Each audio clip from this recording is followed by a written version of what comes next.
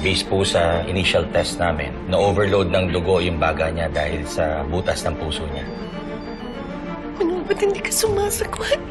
Manuel, sumagot ka. Ano naman nangyari? Pinipilit mo akong halikan. Isang patawarin mo ako. Pero nangyari na. Kailangan ko na umalis. Hello, mahal. Bakit hindi mo sinasagot yung tawag ko? Ano nangyari kay Andrea? Kamusta na siya? Kailangan na niyang operahan kaagad-agad. Manuel, nabuntis mo ako. Hindi sa akin yung batang yan.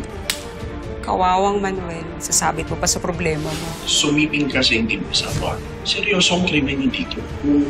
Huwag ko kaya ng Pilipinas. Makakasuha pa rin ko ba ako lang? Hindi ka na mahahabol ng batas dito. Akala mo siguro matatakasan mo.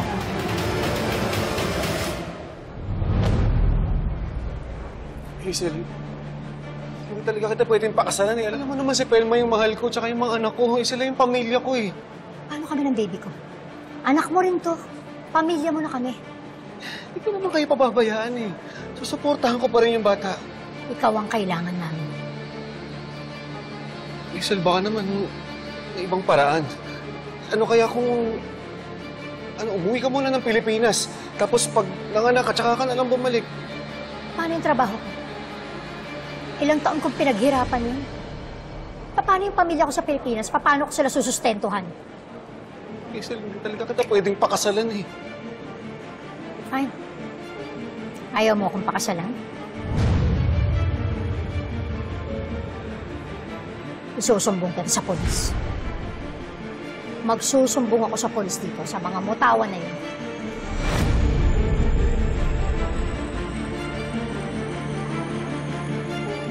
Sasabihin ko sa kanila, pinwersa mo ko.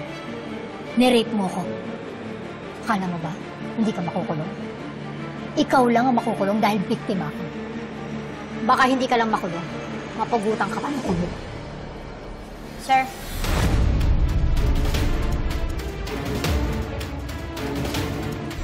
Sir? Ay ko! Huwag mo naman ako isumbong. Bitiwan mo nga ako. Buo na desisyon ko, Manuel. Ipakukulong na lang kita kung di mo ako papakasal. Sir. Pumapahig na ako sa gusto mo. Makakasalan na kita.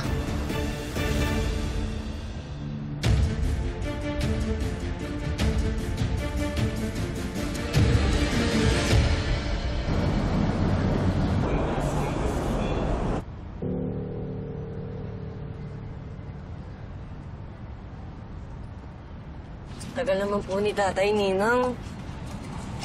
Oo nga eh. Teka lang, sandali. Makikibalita ako sa ninong mo. Tatawagan ko lang ninong Abel mo. Dali. Wait ka lang.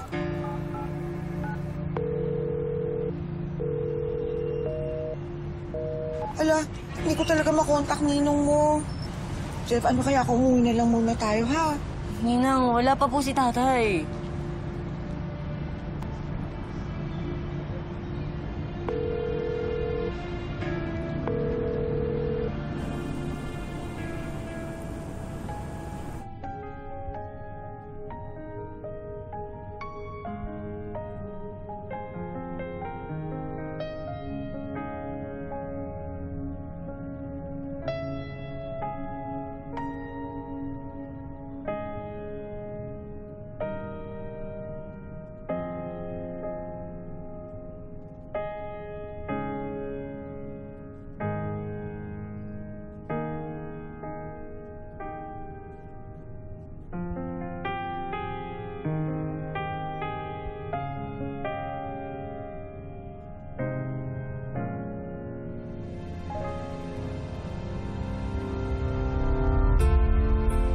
Kasabay ng aking mga luha.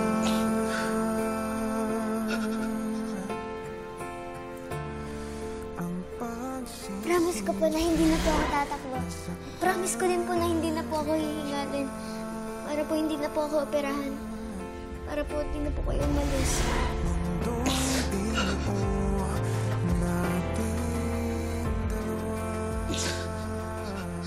Ako naman po, hindi na po ako magpapabili ng bagong shoes. Ipaayos na lang po natin to. Ipunin po natin yung pera para kay Andrea.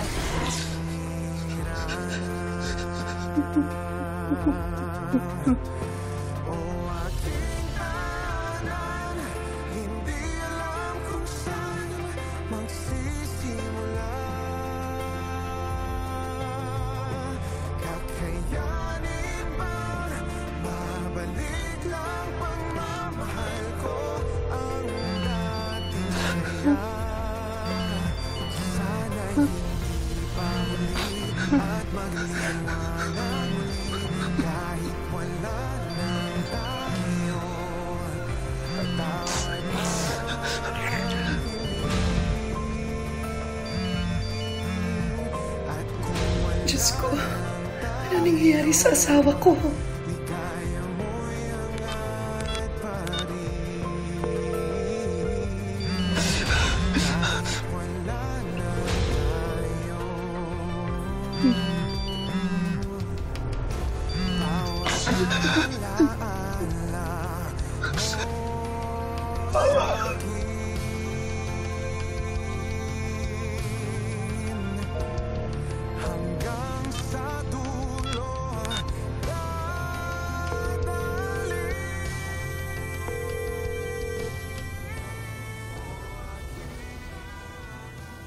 Birth certificate, Senomar. Tapos yung passport nyo, 2x2 pictures, application form for marriage license. Complete na? Wala na talaga atrasan to, friend. Wala na talagang atrasan. Takot lang ni Manuel na ipakulong ko siya.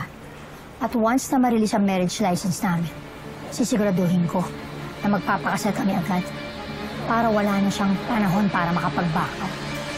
Galing na ng friend ko.